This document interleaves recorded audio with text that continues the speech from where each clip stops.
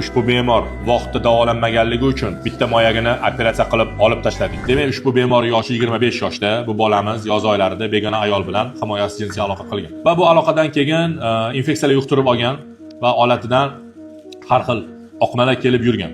Mutaxassisga vaqtida ko'rinmagan va shuni oqibatida urug' yo'li bekilib qolgan va moyaklari shishib boshlagan. O'zicha uyidan yoki do'stlaridan yoki aptekachilardan har xil dorilar olib davolamoqchi bo'lib ko'rgan, lekin foyda bermagan.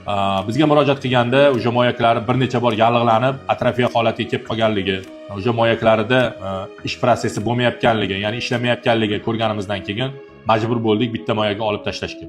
Sababi urug' yo'llari yopiq va moyak o'z navbatida atrofiyaga, ya'ni xuruj jarayoni boshlangan. Hurmatli yoshlar, birinchi o'rinda hech qachon tanimagan, bilmagan yoki bo'lmasam nikohingizda bo'lmagan ayollar bilan jinsiy aloqada bo'lmang. Ikkinchidan esa mana shunday holatlar yuz bersa sizda, ya'ni olatingizdan har xil oqmalar, yiringli holatlar, yog'lanish holatlari, og'riq, harorat ko'tarilishi bilan boradigan holatlar kuzatilsa, tezda mutaxassis ko'ring.